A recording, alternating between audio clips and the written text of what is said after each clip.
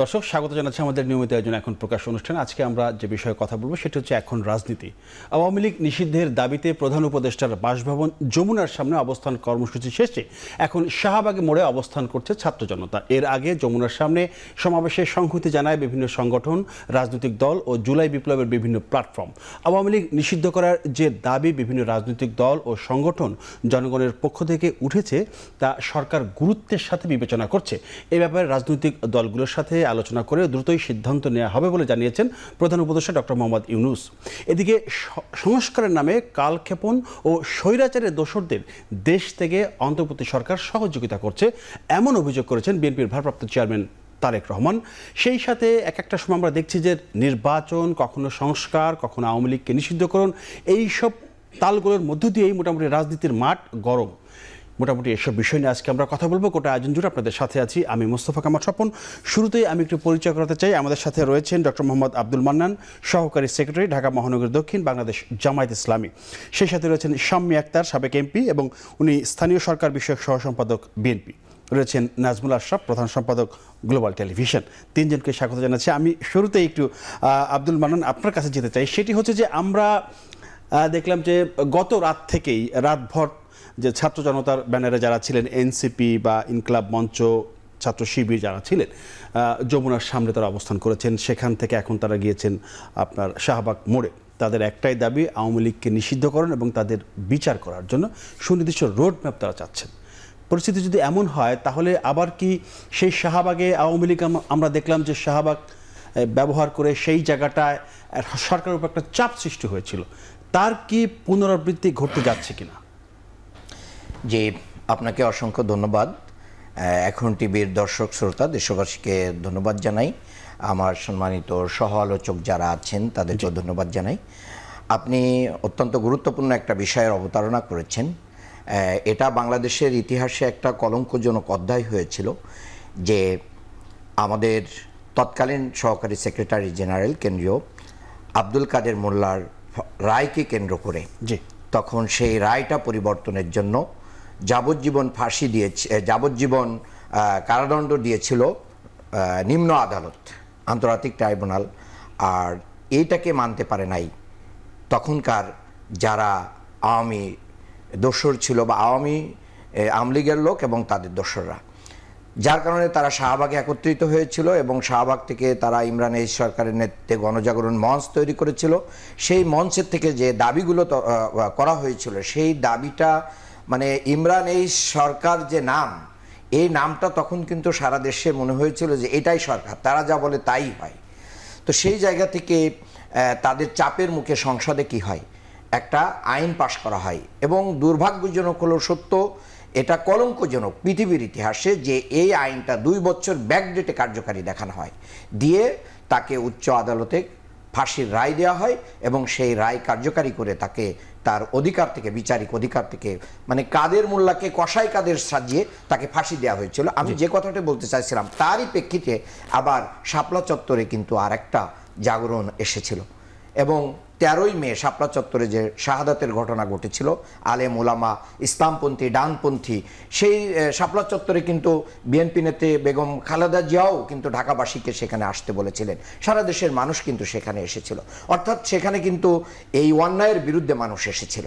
এখন যে বিষয়টা এখানে দাঁড়িয়ে গেছে যে আমাদের এই জুলাই বিপ্লব 24-এর যে জুলাই বিপ্লব হলো, ছাত্র জনতার যে প্রায় 2000 ছাত্র এবং জনতা জীবন দিল, প্রায় 30,000-এর মতন মানুষ আহত হলো, রক্তের সাগর বয়ে গেল। বাংলাদেশের সমস্ত প্রকার বাহিনীকে ইউজ করে আওয়ামী সরকার সমস্ত গোলা বারুদ দিয়ে এই জিনিসটাকে আমাদের রক্তের ইতিহাস তৈরি করলো। কিন্তু ছাত্র জনতা সমস্ত প্রকার বুলেট, গুলি, ভয়, ভীতি উপেক্ষা করে রাজনৈতিক দল হিসেবে আমরা যেগুলো করতে পারি নাই, আমাদেরকে ঐক্যবদ্ধ করে তারা এই বিপ্লবটাকে সফল করেছিল। এই সফলতার পিছনে যে গল্পটা তৈরি হয়েছিল, সেই গল্প বাস্তবায়নের জন্য আজকে তাদেরকে কিন্তু বিচারের প্রার্থনা করতে হচ্ছে। কেন? বিচার প্রার্থনা তো তাদের করা। আমি চাচ্ছিলাম যে মানে সেই ঘটনা কি আবার হতে যাচ্ছে কিনা, না, ওই জায়গায় একটু সেই specific ঘটনা বলতে। হতে যায় সেরকম পুনরাবৃত্তি এটা চাপ এই সৃষ্টি করা সরকার হচ্ছে কিনা আজকে সরকারের জুলাই বিপ্লবের যে মানে যে বিপ্লব হয়েছে, এই বিপ্লবের ফসলই হচ্ছে এই অন্তর্বর্তী সরকার। সেই সরকার তো স্বাভাবিকভাবেই এই বিচারগুলো করবে, এবং আওয়ামী লীগ যে পরিমাণ সন্ত্রাসী কার্যক্রম করেছে বাংলাদেশের ইতিহাসে, আওয়ামী লীগের এই পূর্ববর্তী ইতিহাসও আছে। তারা বাকশাল কায়েম করে জাসদের নেতাদেরকে হত্যা করেছিল। পরবর্তীতে আপনি দেখেন এরপরে শিশুদের একটা আন্দোলন হয়েছিল আমাদের যে রাস্তা, সেই আন্দোলনেও তারা কিন্তু দমন নিপীড়ন করেছিল। আর বিরোধী দলীয় যত মানে সংগঠন আছে, বিএনপি জামাত থেকে শুরু করে নিয়ে, এমন কোনো গুম খুনের কাহিনী নাই, নাই যেটা তারা করে নাই। তাহলে সেই জায়গা থেকে এই সরকার তাদের বিচার করবে, তাদেরকে নিষিদ্ধ করবে, কিন্তু সেটা না করে তারা কি করছে, তাদেরকেও আবার পালিয়ে যেতে সাহায্য করতেছে। এই জায়গাটা ছাত্র জনতা মানতে পারে না। ছাত্র জনতার দাবি ছিল আরেকটা ট্রাইব্যুনাল হয়ে তাদের বিচারকে দ্রুত কার্যকারী করা এবং জনগণের আস্থায় নিয়ে আসার জন্য আওয়ামী লীগকে নিষিদ্ধ করা এবং প্রয়োজনীয় সংস্কার কার্যক্রম শুরু করা। কিন্তু সেটা তত্ত্বাবধায়ক এই অন্তর্বর্তী সরকার করতে পারে নাই বলেই সে আন্দোলন, এটা ওইটার প্রতিফলন বলে আমি মনে করি না। জি ধন্যবাদ। আমি যেতে চাই শাম্মী আক্তার আপনার কাছে, সেটি হচ্ছে যে শাহবাগের দাবির বিষয়। এখন তারা ওখানে অবস্থান করছে, গতকালকে রাতভর ছিল। এখন সারা দেশে মোটামুটি আমরা খবর পাচ্ছি সড়ক অবরোধ করা হচ্ছে, ঢাকার বাইরেও আপনার আন্দোলন চলছে। এই বিষয়ে বিএনপি কি বলবে, বিএনপির বক্তব্যটা কি আসলে? ধন্যবাদ আপনাকে এবং আমার সহ আলোচক দুজন আছেন, সম্মানিত আলোচক, তাদের দুজনকে শুভেচ্ছা জানাচ্ছি এবং আপনার দর্শক শ্রোতা সবাইকে শুভেচ্ছা জানিয়ে আপনি কিন্তু শুরুতেই আপনার কথাটা পরিষ্কার করে বলেছেন যে বিএনপির ভারপ্রাপ্ত চেয়ারম্যান পরিষ্কার করে বলেছেন যে সংস্কারের নামে কাল ক্ষেপণ করে মূলত নির্বাচন প্রক্রিয়াটা থেকে এরা তো দূরে সরে আছে, প্রকারান্তরে তারা কিন্তু ফ্যাসিস্টদের দূষর যারা তাদেরকে পালিয়ে যেতে সহায়তা করছে। তো এখানে তো পরিষ্কার বক্তব্য বলা হয়েছে যে এই সরকার সংস্কারের নামে সংস্কার বলছে, কিন্তু আদতে তারা সংস্কার নিয়ে যে পদক্ষেপটা নেওয়া দরকার, একটি স্ট্রং পদক্ষেপ নেওয়া দরকার, সেটি তারা কিন্তু নিচ্ছেন না। আজকে ছাত্র জনতা, এই যে আপনি যেটা বললেন যে গতকালকে রাত থেকে তারা যমুনার সামনে অবস্থান করেছে, যমুনা বললে অনেকটা যমুনা ফিউচার পার্কের কথা মনে হয়ে যায়। অ্যাকচুয়ালি প্রধান উপদেষ্টার বাসভবনের সামনে বললে জিনিসটা আরো বেশি অর্থবহ হতো। তো প্রধান উপদেষ্টার বাসভবনের সামনে তারা অবস্থান কেন করছেন? যারা অবস্থান করছেন তারাই তো এই সরকারকে, তারাই তো মাস্টার মাইন্ড, তারাই তো এই সরকারকে বসিয়েছেন, তারাই তো এই সরকার চালাচ্ছেন। তাহলে এই সরকার তাদের কথা শুনছেন না কেন? তাদেরকে আজকে রাস্তায় নামতে হলো কেন? কথায় সরকার চলছে, এখন কি তাহলে এনসিপির যারা কাজ করছে তাদের কথায় কি সরকার চলছে? দেখুন, আমি ওইটার সাদৃশ্য খুঁজতে যাব না, এই জন্য যে ওই সময় ওই সরকারের ক্রীড়নক হিসেবে আমরা এই সরকাররা কাজ করেছেন। ওই সরকার যেই কাজটি বাস্তবায়ন করতে চেয়েছেন সেটাই আমরা এই সরকারদেরকে দিয়ে দাবি তুলেছেন এবং সেটা বাস্তবায়ন করেছেন। যেটা এই যে কাদের মোল্লাকে নিয়ে উনি যেটা বলতে গেলেন যে ফাঁসির রায় বা সেগুলো কার্যকর করা, বা অনেক জামায়াত নেতাকে ফাঁসি দেওয়া হয়েছে এবং বিএনপি নেতাও এখানে সালাউদ্দিন কাদের চৌধুরী অনেক রিনাউন একজন রাজনীতিবিদ, তাকেও মানে ফাঁসিতে ঝোলানো হয়েছে। তো এই কাজগুলো তারা করার আগে তারা কিন্তু একটা ক্ষেত্র তৈরি করেছেন এবং এই ক্ষেত্রটা তৈরি করতে দিয়ে ইমরানের সরকারদেরকে তারা ক্রীড়নক হিসেবে কাজ করিয়েছেন। আজকে কোথায় ইমরানের সরকার? কোথায় তারা? কথা বলেন না তো। আজকে কোথায় সেই সময়ে যারা, কোথায় লাকি, তারপরে আরও কারা কারা ওই সময় ছিল যারা খুব বেশি স্লোগান দিত, অনেক বেশি আন্দোলন করার চেষ্টা, তারা মানে যেটা জাতির সামনে তারা প্রকাশ করতে চেয়েছে যে তারা আন্দোলন করছে, অ্যাকচুয়ালি তারা সরকারের এজেন্ডা বাস্তবায়ন করেছে। সরকার যেটা করতে চেয়েছে সেটা তাদেরকে দিয়ে দাবি উত্থাপন করিয়েছে এবং সেটা তারা বাস্তবায়ন করেছে। আমি সেই সাদৃশ্য খুঁজতে যাব না। আমার বক্তব্য অত্যন্ত পরিষ্কার যে যারা এত বড় একটি ছাত্র গণ অভ্যুত্থান ঘটে গেল 24-এর এই যে 5ই আগস্টে যে বা 36 জুলাই যেভাবেই আপনি বলেন না কেন, একটি সফল গণ অভ্যুত্থানের মধ্য দিয়ে খুনি হাসিনা কিন্তু পালিয়ে যেতে বাধ্য হয়েছে। তা আজকে 9 মাস প্রায় অতিক্রান্ত হলো। এই যে যারা মাস্টার মাইন্ড বলে, প্রধান উপদেষ্টা নিজেই তো বলেছেন যে মাস্টার মাইন্ড, তাইলে এই মাস্টার মাইন্ডদের এই 9 মাস পরে কি চেতনা ফিরে পেল যে এই যারা ফ্যাসিস্টদেরকে মানে বিচারের কাঠগড়ায় দাঁড় করানো দরকার বা তাদের বিচার হওয়া উচিত? এই 9 মাস তারা কোন কাজে ব্যস্ত ছিলেন? তারা কি তাহলে দুর্বৃত্তায়নে, দুর্নীতিতে ব্যস্ত হয়ে পড়েছিলেন? যেমনটি আমরা দেখেছিলাম যে একজন উপদেষ্টা আছেন আসিফ মাহমুদ, ওনার এপিএস 311 কোটি টাকার দুর্নীতি করেছে এবং সেগুলো ওইভাবে কিন্তু আলোচনায় আসে না। এবং তার বাবা বয়োবৃদ্ধ পিতা, তিনিও তিনিও টেন্ডারবাজিতে মত্ত হয়েছেন। তাহলে খুনি হাসিনার সরকার 15 বছরে যে অন্যায় আসিফের অপকর্ম বিষয়ে দুঃখ প্রকাশ করেছে, করেছিল। তার যে কাজের লোক মহিউদ্দিন, সে 400 কোটি টাকা দুর্নীতি করেছে, দুর্নীতি করে 400 কোটি টাকার মালিক হয়েছে 15 বছরে বা 17 বছরে, যেভাবে আপনি বলেন। তারা মাত্র 7 মাসের ব্যবধানে একজন উপদেষ্টার এপিস যদি এই টাকার দুর্নীতি করে থাকে, তাহলে সেই উপদেষ্টার অ্যাকাউন্ট তো খুঁজে দেখা তাহলে দরকার অন্যদের কি অবস্থা উনি এরকম? কত টাকা দুর্নীতি করেছেন। এবং তারা এই 9 মাস ধরে, তাদের কি এইটা মাথায় ছিল না যে এই ফ্যাসিস্টদের বিচার হওয়া দরকার, যারা এত রক্তের হুলি খেলেছে, যারা আমার দেশের এতগুলো ছাত্র মানুষ এবং মানে শিশু নারী কেউ তো রক্ষা পায়নি, মানুষ ঘরের বারান্দায় বের হতে পারেনি। উত্তরের একজন ছাত্রীর বাসায় আমি গিয়েছিলাম, যার মানে স্নাইপার দিয়ে গুলি করেছিল, আপনি তার যেটা বলছিলেন, মাথাটা এখন কেন ছিন্ন-ভিন্ন তাহলে হয়ে এখন কেন গিয়েছিল। দাবিটা আগে কেন উঠলো না, এখন কেন এই Right, জায়গাটা কেন? তারা 9 মাস কোন কাজে ব্যস্ত ছিলেন? জি। তারা কি তাহলে দুর্নীতিতে মত্ত ছিলেন? আজকে তারা রাস্তাঘাট বন্ধ করছেন, মব সৃষ্টি করছেন, এগুলো করে আচ্ছা। কি বুঝাইতে চাচ্ছেন তারা? তারা তো আলোচনায় বসতে পারেন, এই সরকারের সঙ্গে তারা আলোচনায় বসেন। এবং রাজনৈতিক দলগুলো যারা বিবদমান রাজনৈতিক, আওয়ামী লীগ বাদ দেন, ফ্যাসিস্ট বাদ দেন, বাদ দিয়ে যে রাজনৈতিক দলগুলো আছে তাদের সঙ্গে আলোচনায় বসেন, তাদের সঙ্গে আলোচনায় বসে আপনারা আপনাদের দিক নির্দেশনা ঠিক করেন যে এই কাজটি আমাদের করা এই উচিত। উদ্যোগটা কে নিবে? আলোচনায় বসার উদ্যোগটা কে নিতে পারে? অবভিয়াসলি যারা এই মুহূর্তে সরকারে আছেন তাদেরকেই উদ্যোগ নিতে হবে। আসবো আপনার কাছে, আমি যেতে চাই একটু নাজমুল রশিদ, আপনি বলবেন যে মানে আমরা দেখলাম যে তত্ত্বাবধায়ক সরকারের মানে অন্তর্বর্তী সরকারের প্রধান ডক্টর মোহাম্মদ ইউনূস বিভিন্ন সময় বলেছেন যে আওয়ামী লীগ নিষিদ্ধের বিষয়ে মানে নির্বাচন কমিশন বা অন্যান্য দল কি বলে বা দেশের মানুষ কি বলে সে বিষয়ে সিদ্ধান্ত নেবে তারা। কিন্তু আজকে যেটা দেখলাম যে উনি বলেছেন যে জনগণের দাবির প্রেক্ষিতে আওয়ামী লীগ নিষিদ্ধের বিষয়টা সরকার গুরুত্বের সঙ্গে দেখছে এবং শিগগিরই বিভিন্ন দলের সাথে বসে এই বিষয়ে একটা সিদ্ধান্ত নেবে। আজকে তিনি বলেছেন, কালকে যমুনার সামনে যে সমাবেশ ছিল তারপরে উনি আজকে বলেছেন। ধন্যবাদ স্বপন। আওয়ামী লীগ নিষিদ্ধের দাবি কোন কোন দলের আছে সুস্পষ্টভাবে, জামাত ইসলামের আছে, গণ অধিকার পরিষদের আছে, এনসিপির আছে। বিএনপি এই নিষিদ্ধের বিষয়টা জনগণের উপরে, মানুষের উপরে ছেড়ে দেওয়ার পক্ষপাতী। বিএনপি বলছে তারা বহুদলীয় গণতন্ত্রে বিশ্বাস করে, ফলে অন্য কোনো দলকে নিষিদ্ধের দাবি তারা করতে চায় না। যদি কোনো দল অন্যায় করে থাকে, মানে আওয়ামী লীগ তো অন্যায় করেছে 16 বছর, তার আইনানুগ বিচার হবে এবং সেই দলের গ্রহণযোগ্যতা কতখানি সেটি নির্বাচন এলে, রাজনীতির মাধ্যমে জনগণের কাছে গেলে সেটা বোঝা যাবে। এবং কোনো একটি বড় দল কোনো এক সময় ছোট দল বা একদম নিঃশেষ হয়ে যায়, এরকম ইতিহাসও বাংলাদেশের আছে। ফলে 3টি প্রক্রিয়া আপনি একটি দলকে নিষিদ্ধ করতে পারেন। একটি হচ্ছে সরকারি নির্বাহী আদেশের মাধ্যমে, আরেকটি হচ্ছে বিচারিক প্রক্রিয়ার মাধ্যমে, আরেকটি হচ্ছে রাজনৈতিক প্রক্রিয়ার মাধ্যমে। বিএনপি তৃতীয়টার পক্ষে, জামাত, এনসিপি বা গণ অধিকার পরিষদ হচ্ছে সরকারের নির্বাহী আদেশের মাধ্যমে। এর মধ্যে আমরা সরকারের নানান পর্যায়ে এটাও শুনেছি যে বিচারিক প্রক্রিয়া। আবার আপনি আন্তর্জাতিক অপরাধ ট্রাইব্যুনালের যে আইনটি এই সরকার সংশোধন করলো, সংশোধিত আইনের প্রস্তাবে শুরুতে ছিল যে এই আইনে দলেরও বিচার করে সুপারিশ করতে পারবে আদালত, কিন্তু পরে সেটি বাদ দেওয়া হয়েছে। তারও ব্যাখ্যা আইন উপদেষ্টা পরে দিয়েছেন।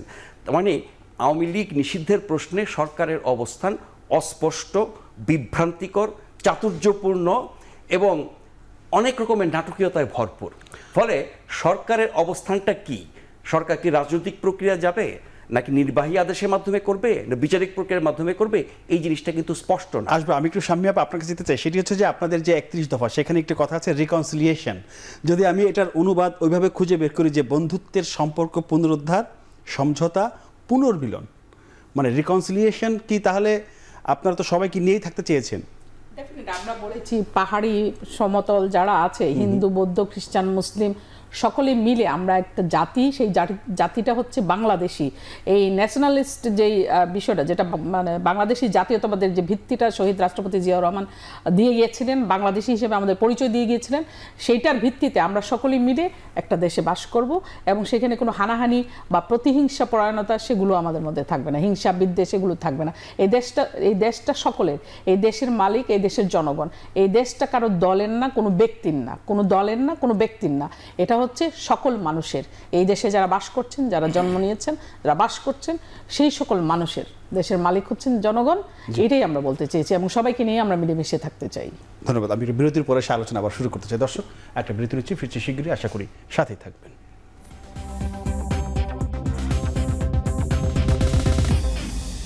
দর্শক, বিরতির পর আবারও স্বাগত জানাচ্ছি আমাদের নিয়মিত জন্য এখন প্রকাশ অনুষ্ঠান। আমরা কথা বলছিলাম এখন রাজনীতি নিয়ে। বিরতির পরে এসে আমি কথা বলতে চাই ডক্টর মোহাম্মদ আব্দুল মান্নান আপনার সাথে। সেটি হচ্ছে যে মানে একটি দলকে নিষিদ্ধকরণ কি সমস্যার সমাধান? যদি এটা নাই হয়ে থাকে তাহলে আপনাদেরকেও কিন্তু নিষিদ্ধ করা হয়েছিল। আপনারা কিন্তু বিগত 16 বছর চাপে তাপে ছিলেন, তারপরেও তো আপনারা তো হারিয়ে যান নাই। সেই জায়গাটাই একটু বলবেন যে সমাধান এটাই কিনা যে নিষিদ্ধ করলেই সমস্যার সমাধান হয়ে যাবে। দেখেন, আপনি সঠিকভাবেই প্রকাশ করেছেন, নিষিদ্ধ করাটাই সমাধান কিনা। জামাত ইসলামকে যে নিষিদ্ধ করা হয়েছিল এটা অন্যায়ভাবে করেছিল, যার কারণে জামাত ইসলামী কিন্তু এদেশের জনগণের হৃদয়ে ছিল, জনগণের কাছে ছিল। কিন্তু আওয়ামী লীগ যে পরিমাণ ক্র্যাকডাউন করেছে, দেশের মানুষের রক্ত শুকায় নাই, আবু সাইদ মুগ্ধদের রক্ত শুকায় নাই। একসাথে তাদের বিচার এবং দলীয় শাস্তি, এই দুইটা আমরা চেয়েছি। কেন চেয়েছি? যাতে করে ভবিষ্যতে আর কোনো দল ফ্যাসিস্ট না হতে পারে। বাংলাদেশে যদি ফ্যাসিস্টের রাস্তা বন্ধ না করা হয় তাহলে ভবিষ্যতে বাংলাদেশে আবার ফ্যাসিস্ট তৈরি হওয়ার সম্ভাবনা থাকবে।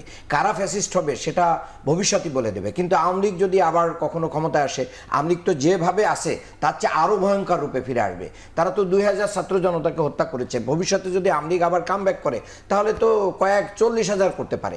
তাহলে এই জায়গাটাকে আমাদেরকে কি করতে হবে?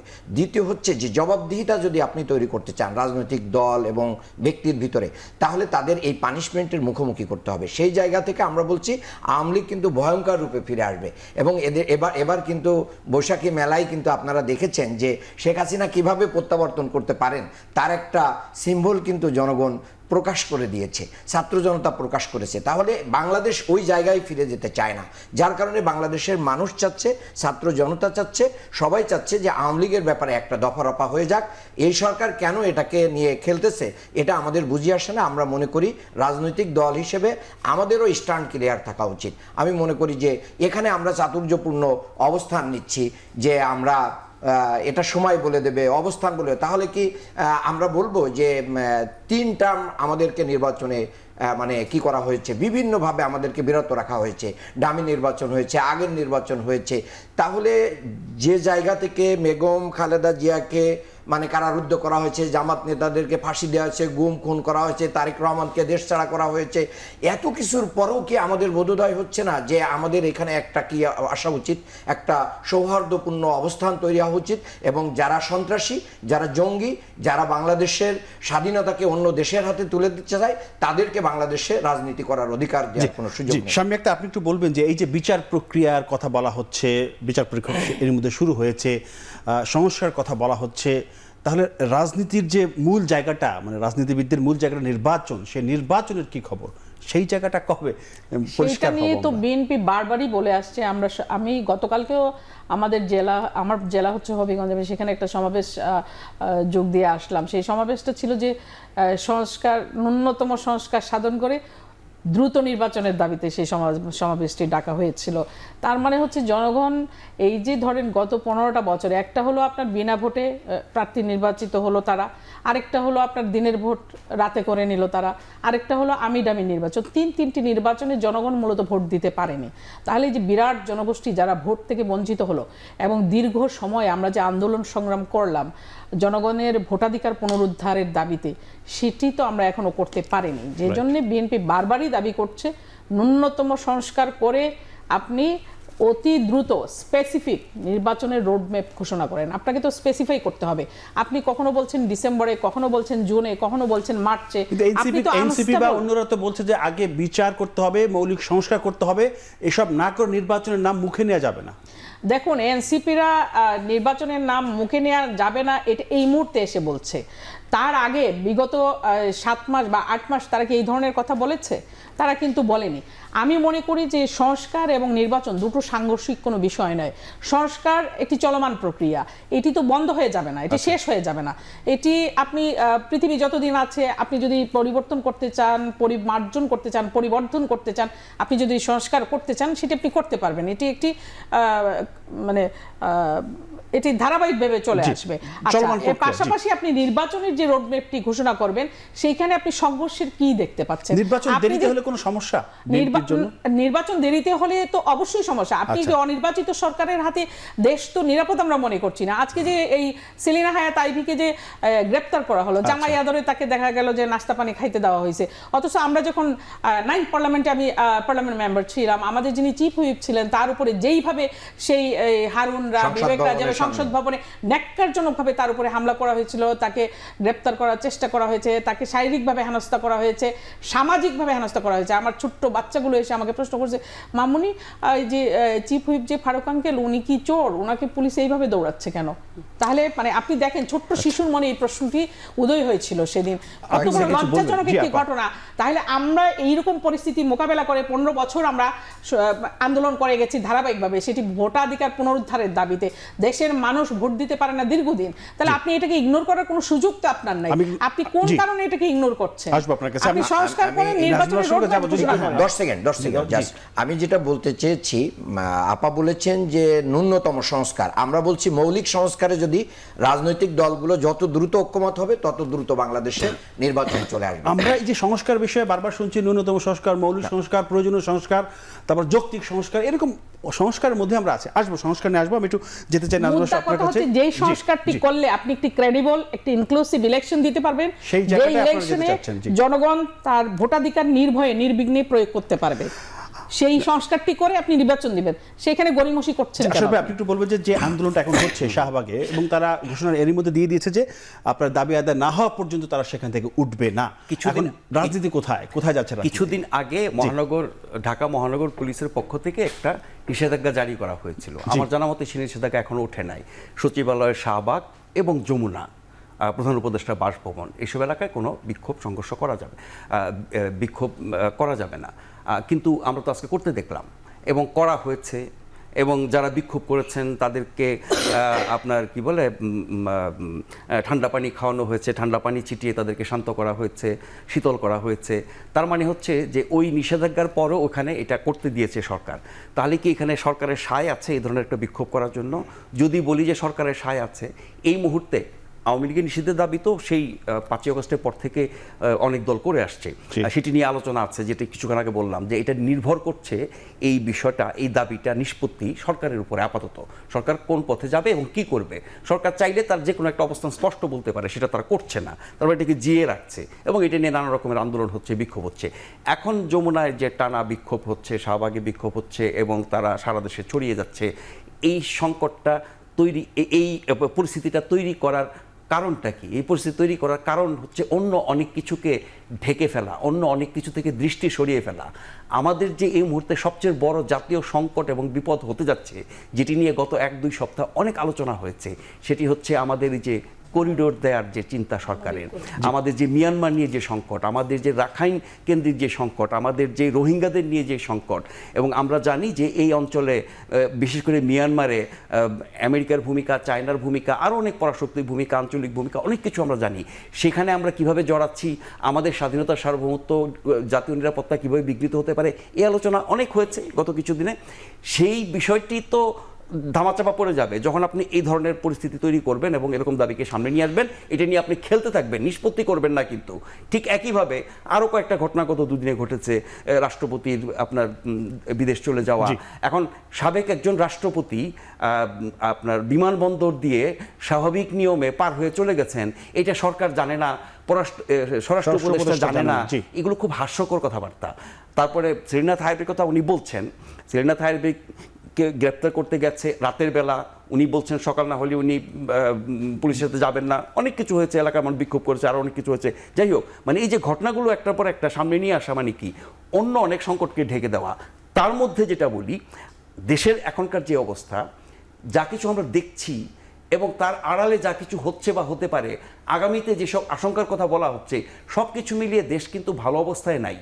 এই ভালো অবস্থায় দেশটাকে নিরাপদ করার জন্য জনগণের নির্বাচিত, জনগণের প্রতিনিধিত্বকারী সরকারের কোনো বিকল্প নাই। একটা অনির্বাচিত অস্থায়ী অন্তর্বর্তীকালীন সরকার কখনোই সবচেয়ে খারাপ নির্বাচিত সরকারেরও বিকল্প হতে পারে না। সেই জায়গায় নির্বাচনটাকেও কিন্তু অনেক গুরুত্বহীন করে ফেলা এবং পেছনে নিয়ে যাওয়ার জন্য এত সব ঘটনা ঘটানো হয়। আমরা জানি রাজনীতিতে কত রকমের খেলা এবং কৌশল হয়। আমেরিকা থেকে শুরু করে বহু দেশ এই সব খেলা খেলেছে। যখন অভ্যন্তরীণ সংকট তৈরি হয়, বাইরের সংকট তৈরি করা হয় এবং তার মাধ্যমে দৃষ্টি আড়াল সরিয়ে ফেলা হয়, মানুষকে ঐক্যবদ্ধ করা হয়। ভারতেও এরকম কাহিনী আছে। যাই হোক, আমি শেষ কথা যেটা বলতে চাচ্ছি যে নির্বাচনকে বিলম্বিত করা, পেছানোর জন্য এই সরকার অনেক কার্ড খেলছে, অনেক কিছুকে সামনে নিয়ে আসছে, আসবো। অনেকভাবে মানুষকে বিভ্রান্ত করার চেষ্টা করছে। এমন পরিস্থিতি যদি তৈরি হয়ে যায় যেখানে জাতীয় ও সংকটময় মুহূর্ত তৈরি হবে, তখন তো মানুষের নির্বাচনের কথা বলতে পারবে না। এখন আপনি নির্বাচনের বিকল্প কি? কোনো বিকল্প নাই নির্বাচনের। এই নির্বাচন যারা অবাস্তব সব শর্ত দিয়ে পিছাতে চায়, যে মৌলিক সংস্কারে ঐক্যমত না হলে নির্বাচন হবে না, বিচার শেষ না হওয়া পর্যন্ত ঐক্যমত হবে না, দুটেই কি অবাস্তব না? বিচার একটা দীর্ঘ প্রক্রিয়া। যত মানুষ অপরাধ করেছে 16 বছর, যত মামলা হয়েছে, যে মামলাগুলো প্রক্রিয়াধীন, যেগুলো তদন্তাধীন, আরও অনেক মামলা আছে তদন্তই শুরু হয় নাই, এত সব কিছু শেষ করতে কত বছর লাগতে পারে? সেই পর্যন্ত নির্বাচন হবে না। শেষ লাইন বলি, একইভাবে আপনি বলছেন মৌলিক বিষয় সংস্কার না হলে, মৌলিক বিষয় বলতে এনসিপি যা বোঝাচ্ছে এটা নিয়ে ঐক্যমত হবে না, হবে না, হবে না। কারণ সবচেয়ে বড় দল হচ্ছে বিএনপি। বিএনপি ওই বিষয়গুলোর সাথে একমত না, তো বিএনপিকে বাদ দিয়ে আপনি ঐক্যমত কি করবেন? মানে এমন সব শর্ত নিয়ে আসছেন যেটা নিয়ে ঐক্যমত হবে না। ঐক্যমত হবে না মানে নির্বাচন হবে না। জি, শাম্মী আক্তার, আপনি ছোট করে একটু বলবেন যে মানে বিক্ষোভে কি সরকারের সায় আছে কিনা, বা নাজমুল হোসেন যেটা বললেন, এবং আরো অনেক বিষয় এসেছে, যে আপনি সেগুলো একটু বলতে চান। ওনার বক্তব্যে তো সবকিছু পরিষ্কার হয়ে গিয়েছে। আপনি একটু পরিষ্কার করবেন আরেকটু। আমি যেটা বলতে চাই সেটা হচ্ছে, তারা এই যে গড়িমসিগুলো করছেন, এবং গতকালকে যে ঘটনাগুলো ঘটে গেল, এই যে রাষ্ট্রপতি চলে গেলেন, স্বরাষ্ট্র উপদেষ্টা বলে যে আমি জানি না, অথচ এখনো বহাল আছেন উনি। ওনার তো রিজাইন করা উচিত ছিল, উনি তো করেননি। মানে কতটা শেমলেস আমরা, যে আমরা দায়িত্ব নিতে জানি উনি না। বলেছে এটা নিয়ে তদন্ত হচ্ছে, দেখে শুনে বুঝে এরপর যদি ব্যবস্থা নিতে না পারেন উনি চলে যাবেন। কিসের তদন্ত? আপনি কি তদন্ত করাইতে চান? এখন তো দুনিয়াটা একেবারে ট্রান্সপারেন্ট। আপনি যেখানে দাঁড়ায় আছেন এটা তো লক্ষ লক্ষ মানুষ ওয়ার্ল্ডের যে কোনো কোণা থেকে দেখতে পাচ্ছে। তাহলে উনি কিসের তদন্ত করাইতে চান? মানুষ জানে না? মানুষ তো সব জেনে গেছে যে এই লোক চলে গেছে বর্ডার, মানে এয়ারপোর্ট দিয়ে, এবং বহাল তবিয়তে গেছে। এবং সবচেয়ে বড় কথা হচ্ছে 5ই আগস্টের পরবর্তী সময়ে 529 জন মনে হয় মেবি আপনার হচ্ছে ক্যান্টনমেন্টে যারা ছিল, তারা এখন কোথায়? তাদেরকে পালিয়ে যেতে কারা সহযোগিতা করেছে? জনের কোনো হিসাব কিন্তু আমরা পাই না। কারা পালিয়ে যেতে সহযোগিতা করেছে? তারা তো এখন বিভিন্ন দেশে তাদের চেহারা মোবারক দেখা যাচ্ছে। তাইলে তারা কোথায়? তাদেরকে পাওয়া যাচ্ছে না কেন? যারা বললেন যে ক্যান্টনমেন্টে তারা ছিল, তারা কিসের ভিত্তিতে, মানে কিসের বিনিময়ে তাদেরকে মানে বর্ডার ক্রস করতে দিলেন? এইটা কি মানে সরকারের দায়বদ্ধতা? মানে সরকার কি দায়িত্বশীল আচরণ করছে এই জায়গাটাতে? পাশাপাশি আমরা দেখছি যে অন্তর্বর্তীকালীন সরকারের উপদেষ্টারা আবার ডামি এমপিদেরকে জামিন করাচ্ছেন। 2 জন উপদেষ্টা 3 জনকে ইতিমধ্যে জামিন করিয়েছেন। আমি দেখছিলাম যে কি একটা মানে তারা এই কাজগুলো করছেন। তো এই কাজগুলো করে তারা যে নাটকীয়তা করছেন, তারা তাদের জামিন পাওয়ার অধিকার তো সবার আছে। কোর্টে আদালতে জামিন চাইতেই পারে, জামিন পেতেই পারে। জামিন চাইতে পারে, তার মানে কি উপদেষ্টার কাজ হচ্ছে ওই আসামিকে জামিন করিয়ে দেওয়া? আর আমরা বিশ্বাস করব যে তারা হচ্ছে এই ফ্যাসিস্টদের তারা বিচার করবেন, তারা দুর্বৃত্তায়ন বন্ধ করবেন? সেটা আমাদেরকে বিশ্বাস করতে হবে। তাদের মূল সমস্যাটা হচ্ছে বাংলাদেশের মানুষ বিএনপিকে ভালোবাসে, বিএনপিকে পছন্দ করে। বিএনপির আকাশচুম্বী জনপ্রিয়তা হচ্ছে এই সরকারের কাছে, মানে তাদের কাছে এই জিনিসটা পছন্দ লাগে না। তাদের কাছে মনে হচ্ছে যে না, এটা হওয়া উচিত না। তারা মানে দেশের সকল মানুষ তাদেরকেই শুধু পছন্দ করবে। কিন্তু তারা যে অপকর্মগুলো করছেন, আয়নায় কি নিজের চেহারা দেখছেন? নিজের চেহারাটা তো তাদের দেখা উচিত। যে তারা এই তালবাহানা করছেন যে নির্বাচনকে পেছানোর জন্য বা নির্বাচনটাকে বিলম্বিত করবার জন্য, এবং এনসিপির নেতাদেরকে দিয়ে যে বলাচ্ছেন যে মানে বিচার না হওয়া পর্যন্ত নির্বাচন হবে না, মানে কিয়ামত পর্যন্ত নির্বাচন হবে না। শেখ হাসিনার বক্তব্য এখন আমাদের শুনতে হবে আবার, যে কিয়ামত পর্যন্ত নির্বাচন হবে না। নো, বাংলাদেশের মানুষ নির্বাচন চায়। আপনারা শুরুয়াত করে যান, আপনারা বিচার কার্য শুরু করেন, নির্বাচিত সরকার এসে দরকার হলে সেটা মানে শেষ করবে। কিন্তু আপনারা এই বিচারের নাম করে কিয়ামত পর্যন্ত ক্ষমতায় থাকার দুর্বিসন্ধি দিয়ে হাঁটবেন, আর আমরা ঘরে বসে থাকবো, এটা ভাবার কোনো কারণ। আব্দুল মান্নান একদম ছোট করে বলবেন, বিরতি নেব, তার একটু বলবেন যে বিএনপির যে আকাশচুম্বী জনপ্রিয়তা যেটা বললেন, সেই জায়গায় রাজনীতির মাঠে আর কি জামায়াতের জনপ্রিয়তা কোথায়? জামাতের জনপ্রিয়তা কোথায় এটা তো মানুষের কাছে, আপনি একটু আগেই বলেছেন যে এত নির্যাতনের পরে, নিষিদ্ধ করার পরে জামাত হারিয়ে যায়নি, বরং ইয়েতে আরও আগের চেয়ে অনেক বেশি আকারে ফিরে আসছে। এবং আপনি দেখছেন যে বাংলাদেশে এখন প্রতিটা মানুষ, প্রতিটা জায়গায়, হাটে, বাজার, বিভিন্ন জায়গায় জামাতের বিভিন্ন, আমাদের আমির যে কর্মী সমাবেশগুলো করছেন বিভিন্ন জেলাতে, এগুলো দেখলেই মানুষ টের পাবে যে আমাদের জনপ্রিয়তা আছে কিনা। বিএনপি জনপ্রিয় দল।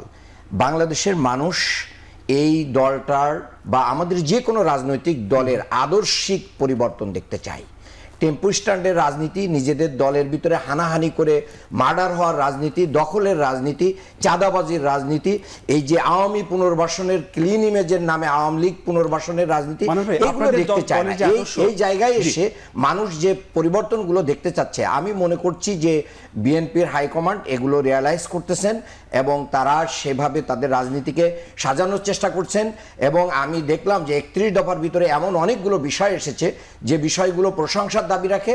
আমি মনে করি এর মাধ্যম দিয়ে বিএনপি যদি রুট লেভেলে মাঠ পর্যায়ে যদি সেই আদর্শিক রাজনীতিকে কন্ট্রোল করতে পারে, বিএনপি একটা বড় দল হিসেবে ওনারা অনেক সময় বলেন যে আমরা যে আপনাদের আদর্শিক রাজনীতির কথা বললেন, সেই জায়গাটা একটু পরিষ্কার করবেন যে আপনাদের দলের আমির কিন্তু কিছুদিন আগে একটা ঘোষণা দিয়েছিলেন যে তাদের যে নির্বাচন, সামনে নির্বাচন, সেই নির্বাচনে আপনার হিন্দু, বৌদ্ধ, খ্রিস্টান তারা সবাই জামাত ইসলামের ছায়াতলে এসে তাদের নির্বাচন করতে পারবে তাদের দলের।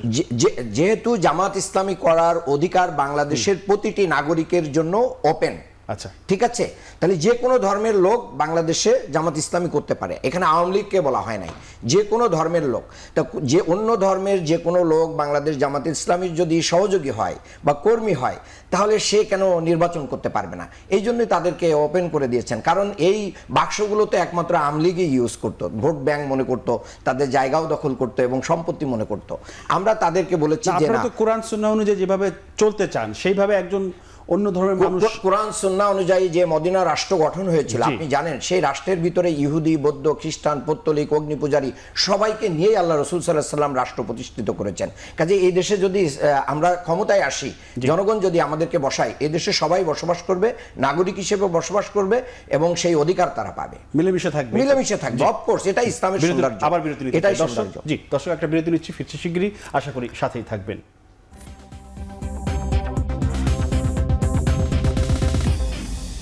দর্শক, বিরতির পর আবারও ফিরলাম আমাদের নিয়মিত আয়োজন এখন প্রকাশ অনুষ্ঠান। আমরা কথা বলছিলাম এখন রাজনীতি নিয়ে। আমি শুরুতেই এসে যেতে চাই একটু শাম্মী আপা আপনার কাছে, সেটি হচ্ছে যে নাজমুল আশরাফ এর আগে বলেছেন যে অনেক বড় বড় সংকট রয়েছে, অনেক ঝামেলা রয়েছে আমাদের সামনে, সেগুলোকে একটু দৃষ্টি সরিয়ে অন্যদিকে নিয়ে যাওয়ার একটা পায়তারা বা পরিকল্পনা সেরকম হচ্ছে কিনা, আপনি কি এই বিষয়টা খেয়াল করেছেন কিনা, বা তিনি যেটা বলেছেন তার সাথে আপনি একমত কিনা?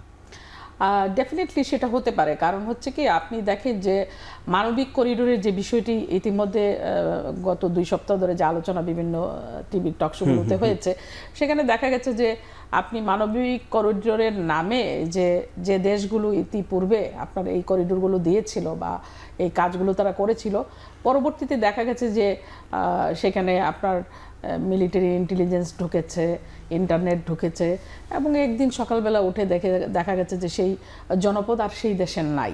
যেমন ধরেন ইরাকে যে বিষয়টি ঘটেছিল, সেখানে তারা দিয়েছিল যে আপনার হচ্ছে নো ফ্লাই জোন, কাগজে ছিল নো ফ্লাই জোন, অ্যাকচুয়ালি সেখানে তারা আর্মি বেস তৈরি করেছিল। তো এইভাবে একটা পর্যায়ে দেখা যায় সেই দেশ আর সেই দেশের জনগণের থাকে না। তা আমাদের এই মানবিক করিডোরের বিষয়টি যেটি আলোচনায় উঠে এসেছিল গত 2 সপ্তাহ ধরে, এটা বিভিন্ন সময় বিভিন্ন সরকার এরকম করে যে গুরুত্বপূর্ণ বিষয়গুলো থেকে জনগণের দৃষ্টি অন্যদিকে সরিয়ে নেওয়ার জন্য এই কাজগুলো করে থাকে। এই সরকারও করতে পারে, এটা আশ্চর্য হওয়ার কিছু নাই। কারণ এত বড় একটা বিষয় যেটা নিয়ে বাংলাদেশের যে রাজনৈতিক দলগুলো আছে তাদের সঙ্গে সরকার কোনো আলোচনা ব্যতি রেখেই কিন্তু তারা এই পদক্ষেপগুলো একটার পর একটা তারা করে যাচ্ছেন। এবং মূল যে বিষয়টি যেটার জন্য দীর্ঘদিন এদেশের মানুষ আন্দোলন করেছে, সংগ্রাম করেছে, মানুষের ভোটাধিকার আমরা কি ফিরে পেয়েছি? আন্দোলন হয়েছে, গণঅভ্যুত্থান হয়েছে, সেটা আপনি 5ই আগস্ট বলেন, 36শে জুলাই বলেন, স্বৈরাচার পালিয়ে গিয়েছে, খুনি হাসিনা দেশে ফিরতে পারেননি, সরকারের সহযোগিতাই পালিয়ে গিয়েছে। সরকারের সহযোগিতা বলতে তখন তার অন্তর্বর্তীকালীন সরকার ছিল না, যারা তখন আইন প্রয়োগকারী সংস্থা ছিলেন তারা তখন সহযোগিতা করেছেন তাকে পালিয়ে যেতে। তো তাকে ফিরিয়ে আনার তো কোনো উদ্যোগও নেওয়া হচ্ছে না। বিচারের নামে যে সময়টা ক্ষেপণ করা হচ্ছে, এগুলো করা হচ্ছে। অ্যাট দ্য সেম টাইম মানবিক করিডোরের নামে এত বড় একটি সিদ্ধান্ত, বাংলাদেশের জনগণের অনুমতি কি নেওয়া হয়েছে? তাদের অনুমতিও তো নেওয়া হয়নি, রাজনৈতিক দলগুলোর সঙ্গে আলোচনা হয়নি। তাইলে অন্তর্বর্তীকালীন সরকারকে এই অধিকার কে দিয়েছে যে এত বড় একটি বিষয়ে যেখানে আমার স্বাধীনতা বিপন্ন হতে পারে? সরকারের পক্ষ থেকে একবার বলা হলো যে এই বিষয়ে কোনো সিদ্ধান্ত হয়নি। সরকার নানান সময়ে নানান কথা বলছে, একবার বলছেন যে আমরা আলোচনা করেছি, আবার বলছেন যে আমরা এখনো সিদ্ধান্ত নিইনি। ঠিক আছে, আমরা রাজনৈতিক দলগুলোর সঙ্গে আলোচনা, মানে সরকারের মধ্যে স্থিরতা আমরা দেখতে পাচ্ছি না। অস্থির একটা সরকার, অস্থিরতায় ভুগছে। প্রেস সচিব বলেছিলেন যে, মানে আপনাদের বিষয়ে বলেছিলেন যে বিএনপি এটাকে প্রি ম্যাচিউরড হিসেবে চিন্তা করছে, কিন্তু এই বিষয়ে তাদের কোনো চিন্তা নেই, তবে জাতিসংঘ চাইলে করিডোরের বিষয়ে তারা আগ্রহী। বললামই তো যে তারা স্থিরভাবে কোনো কথা বলেন না। এক একজন প্রধান উপদেষ্টা একরকম বলেন, ওনার প্রেস সচিব একরকম বলেন, সংশ্লিষ্ট উপদেষ্টা আরেক রকম বলেন, পররাষ্ট্র উপদেষ্টা তিনি আরেক রকম বলেন। এরকম তারা ভিন্ন ভিন্ন মত দেন, তারা কিন্তু একই কথা বলেন না। তাদের মধ্যে একটা অস্থিরতা লক্ষ্য করা যায়, তাদের মধ্যে স্থির কোনো পদক্ষেপ দেখা যাচ্ছে না। যেমন এই যে নাজমুল আশরাফ ভাই যেটা বলেছেন যে চাতুর্যপূর্ণতা যেটা তারা করেন, মানে তারা একটা স্পেসিফিক যে একটা সিদ্ধান্ত তারা নিবে সেটা কিন্তু তারা করে না। তারা একটা ধোয়াটে একটা ভাব রেখে রেখে অপকর্মগুলো করে যাচ্ছে। যেমন ছাত্রদেরকে রাস্তায় নামাই দিয়ে ওই দিকে দেখা যাচ্ছে যে করিডোর দিয়ে হয়তো বসে আছে, মানে এরকম হতে পারে। আমি তো এটাকে অস্বাভাবিক ভাবার কোনো কারণ নেই। তারা কি করছেন, তারা জনগণের কাছে তাদের দায়বদ্ধ না, তারা অনির্বাচিত একটি সরকার, সুতরাং জনগণের কাছে জবাবদিহিতারও কোনো বালাই তাদের নাই। আচ্ছা আব্দুল মান্নান, আমরাও দেখলাম যে আপনারা এই ব্যাপারে আপনাদের স্টেটমেন্ট দিয়েছেন যে আপনাদের পক্ষে না, আপনারা চাচ্ছেন যে সবাই আলোচনা করার পরে এটা হোক। আমি এই বিষয়ে যেতে চাই যে জাতীয় আলোচনার জাতীয় যে গুরুত্বপূর্ণ বিষয়গুলো রয়েছে সেসব বিষয়ে সবাই মিলে বসে একটা সমাধানে যাওয়ার কথা বারবার করে উঠে আসছে, কয়েকদিন ধরে চলছে। সেই উদ্যোগটা আপনারা নিচ্ছেন না কেন?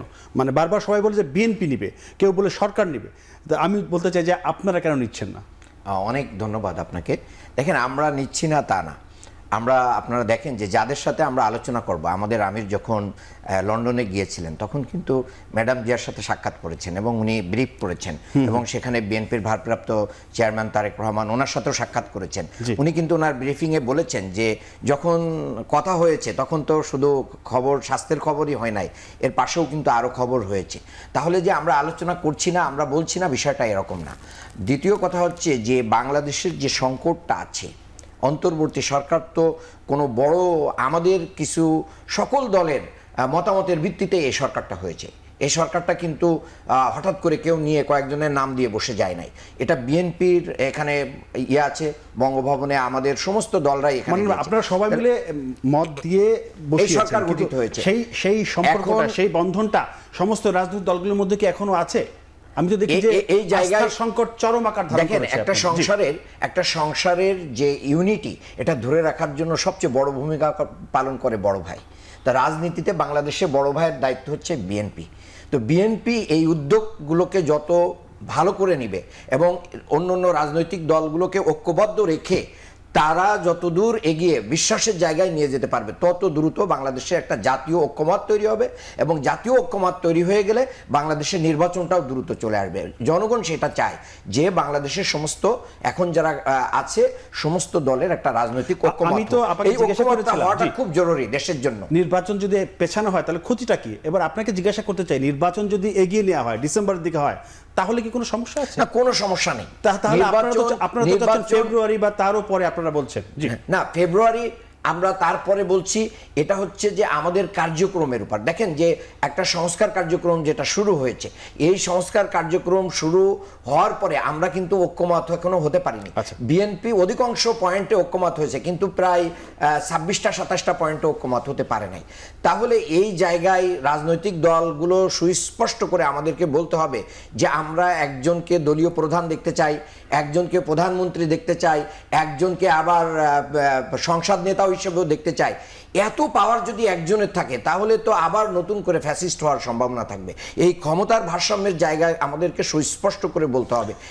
এই দেশের তরুণ প্রজন্ম, যাদেরকে আমরা বলতাম যে এরা হচ্ছে একবারেই মানে দেশ সম্পর্কে অজ্ঞ, এরা মোবাইল নেই, কিন্তু এরা এখন অনেক সচেতন। নাজমুল সাহেব, আপনি বলবেন যে ক্ষমতার ভারসাম্য সুস্পষ্ট করতে হবে, সেই সাথে বলবেন রাজনীতি মানে কি নির্বাচন আর ক্ষমতায় যাওয়া? নির্বাচন হচ্ছে রাজনীতির অন্যতম বড় ঘটনা। আচ্ছা, আমরা যদি গণতান্ত্রিক রাজনীতির কথা বলি, বাংলাদেশ একটি গণতান্ত্রিক দেশ। সেই গণতন্ত্রের যাত্রা শুরু হয় নির্বাচনের মাধ্যমে, সুষ্ঠু নির্বাচনের মাধ্যমে। এটাই শেষ না। আপনি সুষ্ঠু নির্বাচনের মাধ্যমে আপনি নির্বাচিত হলেন, আপনি সরকার গঠন করলেন।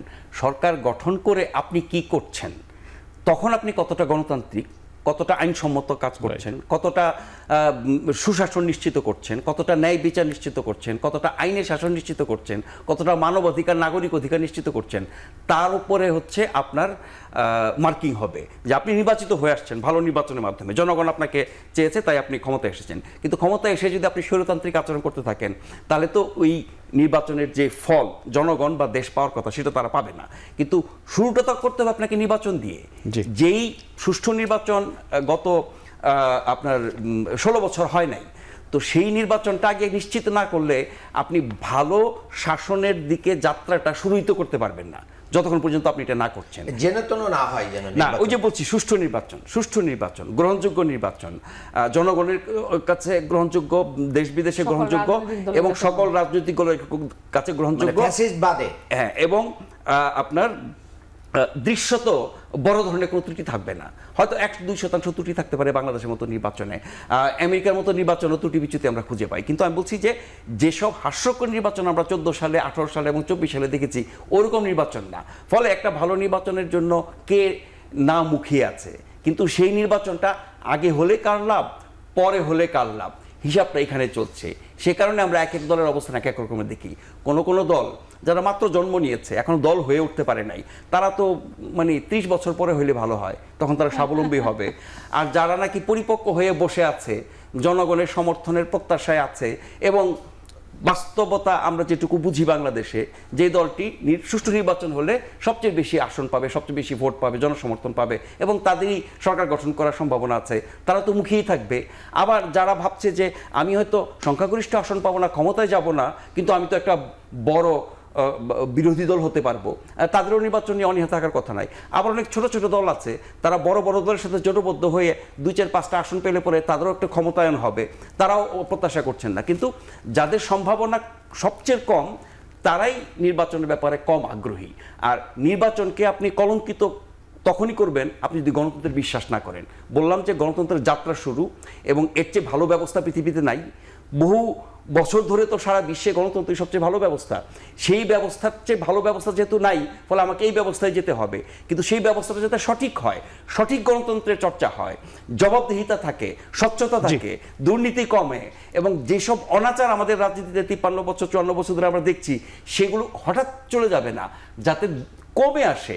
এবং সেই কমে আসার জন্যই কিন্তু এত সব আলোচনা হচ্ছে, সংস্কার হচ্ছে, পরিবর্তনের কথা বলা হচ্ছে, অঙ্গীকার করা হচ্ছে। কেউ 31 দফা দিচ্ছেন, কেউ 10 দফা দিচ্ছেন, 20 দফা দিচ্ছেন। তারপরে সবারই একটা লক্ষ্য আছে, আগে চেয়ে ভালো একটা নির্বাচন করবো, শেষ লাইন বলি। কিন্তু যারা সবচেয়ে বেশি ভালো রাজনীতির কথা বলছেন, তাদের মধ্যেও তো আমরা ভালোত্বের খুব বেশি প্রমাণ দেখছি না, বরং পুরনো খারাপত্ব তাদের মধ্যে ঢুকে পড়ছে। ধন্যবাদ। আমি সামনে একটা শেষ ছোট একটি প্রশ্ন, সেটি হচ্ছে যে এই যে নাজমুল আশরাফ যেটা বললেন যে একটি সুষ্ঠু, সুন্দর এবং গ্রহণযোগ্য নির্বাচনের কথা বলে, এই সরকারের কাছে কি আপনি সেই আশা করেন? আপনার আশাটা কতটা? দেখুন, সরকারকে তো আমরা বলেই আসছি, বারবারই বলছি, সরকারের কাছেই তো আপনাকে মানে করতে হবে আশাটা, কারণ তাদেরকে তো এই পথে যেতে হবে। তাদের কাছে তো এইরকম কোনো আলাদিনে আশ্চর্য চেরাগ তো তারা পাননি যে কাল কিয়ামত পর্যন্ত তারা অনির্বাচিত একটি সরকার ব্যবস্থা বাংলাদেশে চালিয়ে যাবেন। বাংলাদেশের মানুষ যেহেতু দীর্ঘদিন ধরে ভোট দিতে পারেনি, সুতরাং বাংলাদেশের মানুষের যে অধিকারটা, সেটা তাদেরকে ফিরিয়ে দিতে হবে, এবং এটা নির্বাচনের মাধ্যমেই সম্ভব। আব্দুল মান্নান, 30 সেকেন্ড আপনি যদি কিছু বলতে চান, শেষ কোনো প্রশ্ন নেই, আপনার নিজের মতো করে। বলতে চাই, আমরাও নির্বাচন চাই। আমাদের আমির ডাক্তার শফিকুর রহমান নির্বাচনের কথাই বলেছেন।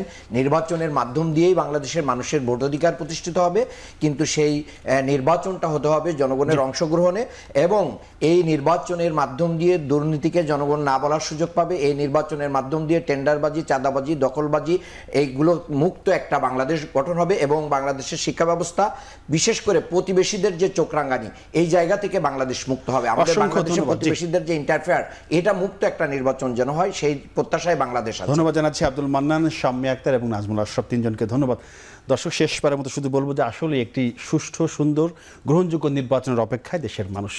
আজ এ পর্যন্ত। আগামীতে নতুন কোনো বিষয়ে আমরা কথা বলবো। সে পর্যন্ত সবাই ভালো থাকবেন, নিরাপদে থাকবেন। সবাইকে ধন্যবাদ। শুভরাত্রি।